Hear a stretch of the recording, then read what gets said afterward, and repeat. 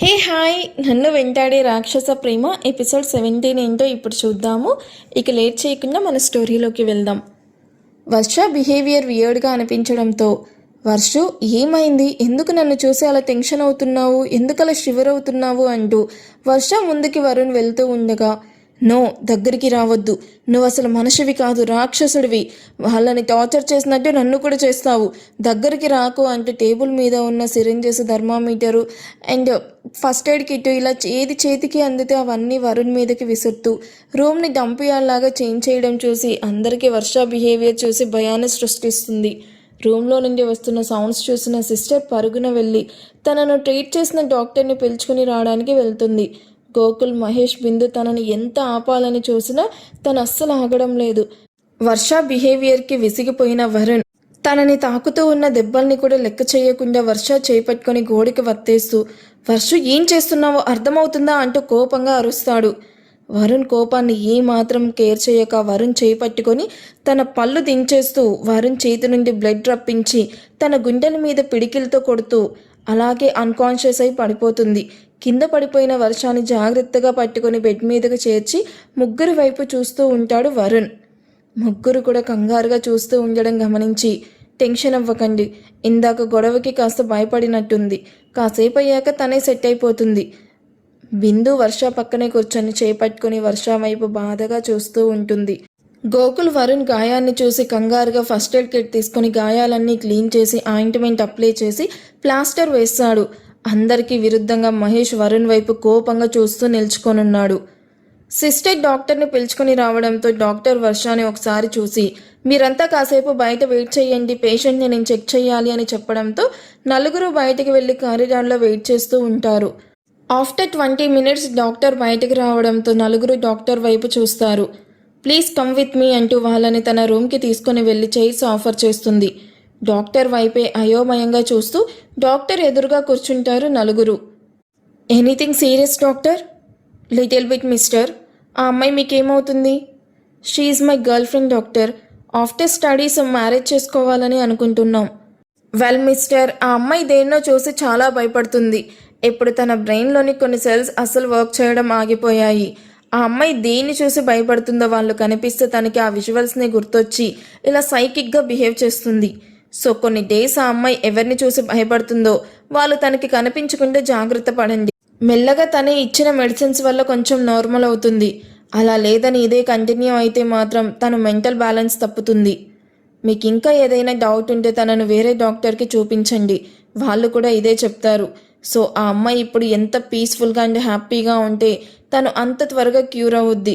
As a డాక్టర్గా నేను చెప్పాల్సింది నేను చెప్పాను, తర్వాత మీ ఇష్టం అంటూ ప్రిస్క్రిప్షన్లో మెడిసిన్స్ రాయించి ఇవి రెగ్యులర్గా 2 weeks అలా యూజ్ చేయండి, she will be okay. Mahesh doctor ఇస్తున్న ప్రిస్క్రిప్షన్ నోట్ని తీసుకొని, ఇవి యూజ్ చేస్తే తను నార్మల్ అవుతుంది కదా డాక్టర్? అఫ్ కోర్స్ మిస్టర్, తను ఇప్పుడు కూడా నార్మల్గానే ఉంది, బట్ తను దేనికో భయపడుతూ ఉంది, వాళ్ళని తనకి దూరంగా ఉంచండి, దట్స్ ఇట్. అండ్ ఆ అమ్మాయిని ఇంకొక 1/2 hourలో డిశ్చార్జ్ చేస్తాం, take care about her. Thanks doctor అంటూ డాక్టర్ ఫీ పే చేసి నలుగురు డాక్టర్ రూమ్ నుండి బయటకు వస్తారు. డాక్టర్ ఇచ్చిన ప్రిస్క్రిప్షన్ నోట్ తీసుకొని, నేను ఈలోగా ఫార్మసీకి వెళ్ళి మెడిసిన్స్ తీసుకొని వస్తాను అంటూ గోకుల్ ఫార్మసీ వైపు వెళ్తాడు. బిందు వర్షాన్ని చూడ్డానికి రూమ్ వైపు వెళ్ళగానే తన వెనక్కి అడుగులు వేస్తూ వస్తూ ఉన్న వరుణ్కి ఎదురుగా వెళ్ళి నిల్చుకుంటాడు మహేష్. రేయ్, అడ్డు తప్పుకో, నేను వర్షుని చూడాలి అంటూ మహేష్ని దాటుకుని వెళ్తూ ఉండగా వరుణ్ని మొదటిసారి ఎదిరించి భుజం మీద చేయి వేసి ఆపేస్తాడు మహేష్. డాక్టర్ చెప్పింది విని కూడా ఇంకా వర్షాన్ని చూడాలి అని అంటున్నావంటే నిన్ను ఏమనాలి వరుణ్? దాన్ని చంపేయాలని ఫిక్స్ అయ్యావా? మహేష్ మాటలు విని రేయ్ అంటూ కొట్టడానికి చెయ్యెత్తుతాడు వరుణ్. ఆగిపోయావేం? కొట్రా. కొట్టడం, మనుషుల్ని హింసించడం నీకేం కొత్త కాదు కదా, కొట్టు అనగానే వరుణ్ అసహనంగా ఛేదించేస్తాడు. చూడు వరుణ్, ఇన్నాళ్ళు నువ్వు ఎన్ని అన్నా ఎన్నిసార్లు కొట్టినా నోరు మూసుకొని పడున్నాను, కానీ ఇప్పుడు వర్ష పరిస్థితి చూసి కూడా సైలెంట్గా ఉంటే నా అంత పిరికి వెధవ మరొకడుండడు. నీ రాక్షస ప్రేమకి వర్ష బలైపోతుంది వరుణ్ అంటూ బాధగా అరుస్తాడు. చూసావుగా ఇందాక అది ఎలా బిహేవ్ చేసిందో? చదువు, ఇల్లు, తన పేరెంట్స్ అండ్ బిందు తప్ప మరో లోకం లేదు తనకి. అలాంటి దానికి ఎలాంటి పరిస్థితి వచ్చిందో చూడు. దీనికి కారణం మాత్రం నువ్వే. ఎస్, ఖచ్చితంగా నువ్వే. నువ్వనేవాడివి తన లైఫ్లోకి రాకపోయి ఉంటే తన లైఫ్ అందరి అమ్మాయిలాగే ఎంతో హ్యాపీగా ఉండేది. ప్లీజ్ ఇప్పుడైనా దాన్ని కొన్ని రోజులు డిస్టర్బ్ చెయ్యకు. అది నార్మల్ అయ్యే వరకు దాని కంట పడకు ప్లీజ్. పిన్ని బాబాయిలకి వర్ష అంటే ప్రాణం. పెళ్ళైన 7 సంవత్సరాల తర్వాత ఇది పుట్టింది అని ఎంతో గారాబంగా పెంచారు. వాళ్ళకి గర్భశోకం మిగిల్చకు అంటూ 2 చేతులెత్తి నమస్కరించి, వర్ష చేయి పట్టుకున్నాడని బాబాయ్ను బెడ్ మీద పడేలా చేశావు. అయినా నేను ఆ విషయం ఎవ్వరితోనూ చెప్పలేదు. ఎందుకో తెలుసా, వర్షకి తెలిస్తే తను తట్టుకోలేదు అని. ఒకే ఒక రిక్వెస్ట్, తను సెట్ అయ్యే వరకు కనిపించకు అంటూ డిశ్చార్జ్ ఫార్మాలిటీస్ అన్నీ ఫినిష్ చేయడానికి రిసెప్షన్ వైపు వెళ్తాడు మహేష్. ఒంటరిగా కారిడార్లో మిగిలిపోయాడు వరుణ్. మహేష్ మాటలు అప్పుడే ఫార్మసీ నుండి వచ్చిన గోకుల్ విని కొయ్యబారిపోయినట్టు చూస్తూ ఉండిపోయాడు.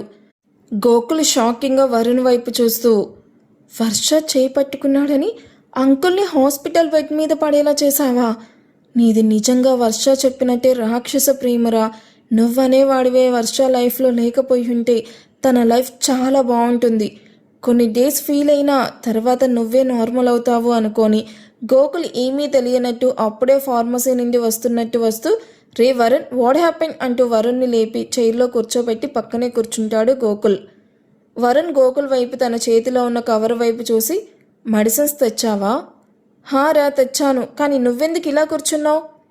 నథింగ్, మెడిసిన్స్ తీసుకుని డాక్టర్కి చూపెట్టి ఏ టైంకి ఏ మెడిసిన్ యూజ్ చేయాలో తెలుసుకొని వర్షకి చెప్పి తనని జాగ్రత్తగా ఇంటి దగ్గర డ్రాప్ చేసిరా. వాట్, నేను డ్రాప్ చెయ్యాలా? నేనే చెప్తున్నాను కదా, వెళ్ళి డ్రాప్ చెయ్యి. తను సెట్ అయ్యేదాకా నేను తనకి కనిపించను. ఇవాళే నేను సిడ్నీకి వెళ్తున్నాను. వర్ష హెల్త్ కండిషన్ బాగుంది అనేదాకా నేను ఇక్కడికి రాను. రే, మరి కాలేజ్? నాకు దాని హెల్త్ కంటే ఏది ఇంపార్టెంట్ కాదు. ఎగ్జామ్స్ కావాలంటే సప్లీలో రాస్తాను. టేక్ కేర్ అబౌట్ హర్ అంటూ రిసెప్షన్లో బిల్ మొత్తం క్లియర్ చేసి ఒక్క క్షణం కూడా ఆగకుండా అక్కడి నుండి వెళ్ళిపోతాడు వరుణ్. వెళ్తున్న వరుణ్ని ఎలా అర్థం చేసుకోవాలో అర్థం అవ్వక గోకుల్ డాక్టర్ దగ్గరికి వెళ్ళి మెడిసిన్స్కి ఎలా యూజ్ చేయాలో కనుక్కొని వర్ష ఉన్న రూమ్లోకి వెళ్ళి వర్ష, బిందు, మహేష్తో కలిసి వర్ష ఇంటికి స్టార్ట్ అవుతారు. గోకుల్ పక్కనే కూర్చొని విండోలో నుండి బయటకు చూస్తూ ఉన్న వర్షాని ఓసారి చూసి డ్రైవింగ్ స్టార్ట్ చేస్తాడు గోకుల్. వెనకే బిందు కూర్చొనుంది. ఆ వెనక బైక్లో మహేష్ ఫాలో అవుతూ వస్తున్నాడు. వరుణ్ వెళ్ళిపోయాడా గోకుల్? వరుణ్ పేరు విని గోకుల్ సడన్ బ్రేక్ వేసి వర్ష వైపు అయోమయంగా చూస్తూ ఉంటే తన చూపుని అర్థం చేసుకున్న వర్ష, మీరనుకుంటున్నట్టు నాకేం కాలేదు. నేనే డాక్టర్తో అలా చెప్పమని చెప్పాను. ఈసారి ఇద్దరికి బలంగా షాక్ తగిలి వాట్ అంటూ అరిచినంత పని చేస్తారు. వాళ్ళ వైపు విసుగ్గా చూసి, ఎస్, నేనే కావాలని అలా డాక్టర్తో చెప్పించాను. వరుణ్ బిహేవియర్ రోజు రోజుకి చాలా రూడ్గా తయారవుతుంది. ముందు నాకు లిఫ్ట్ ఇచ్చాడని లిఫ్ట్ ఇచ్చిన వాళ్ళ బైక్ని కాల్ చేయడం అండ్ షేక్ హ్యాండ్ ఇస్తే చెయ్యి విరిచేయడం చేసేవాడు. ఇప్పుడు ఇంకా మరింత దారుణంగా తయారయ్యాడు. నన్ను ఏడిపించారని ముగ్గురిని అతి కిరాతకంగా కొట్టాడు.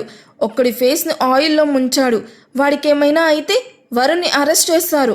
అరే, ఏదైనా చేసే ముందు ఏ మాత్రం ఆలోచించుకుంటే చేస్తాడు? తనని ఇలా వదిలేస్తే ఇంకేం చేస్తాడో. నా ముందు ఇంకా ఎన్ని దారుణాలు చూడాలి అని భయం వేసింది. నాకు బయటికి రావాలి అంటేనే భయం వేస్తుంది.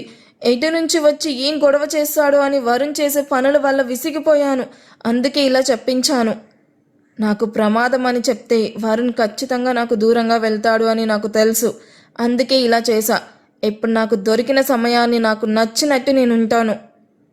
వాడు సిడ్నీ వెళ్ళిపోతా అంటున్నాడు వర్ష అంటూ తిరిగి కార్ స్టార్ట్ చేస్తాడు గోకుల్.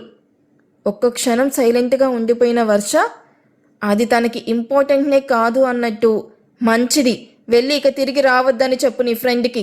కనీసం నేనైనా ప్రశాంతంగా ఉంటాను అంటూ తన ఇల్లు రాగానే అందరికీ బాయ్ చెప్పి ఇంట్లోకి వెళ్ళిపోతుంది.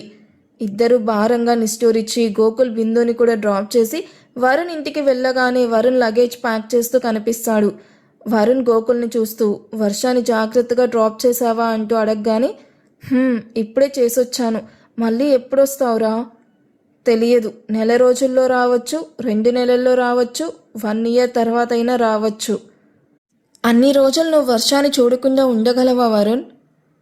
కొన్ని కావాలి అనుకుంటే కొన్నిటిని కొద్ది రోజులు దూరం అవ్వక తప్పదు. తను నాకు దగ్గర అవ్వాలంటే మా మధ్య ఈ దూరం తప్పదురా. నేనుండను కదా, వర్షు జాగ్రత్త, తనకి ఈ చిన్న కష్టం రాకుండా చూసుకో అంటూ లగేజ్ను డ్రైవర్తో కారులో పెట్టమని చెప్పి ఫ్రెష్ అవ్వడానికి వెళ్తాడు వరుణ్. వరుణ్ రెడీ అయ్యి వచ్చాక తనతో పాటు ఎయిర్పోర్ట్కి వెళ్ళి వరుణ్కి సెండ్ ఆఫ్ ఇచ్చి, ఐఎమ్ సారీరా, నిజం తెలిసినా నీ దగ్గర చెప్పకుండా దాచేస్తున్నాను అని మనసులోనే అనుకుంటూ వరుణ్ వెళ్ళడం చూసి గోకుల్ కూడా ఇంటికి స్టార్ట్ అవుతాడు. వరుణ్ లేకపోవడంతో వర్షాకి ఫుల్ ఫ్రీడమ్ వచ్చేసింది.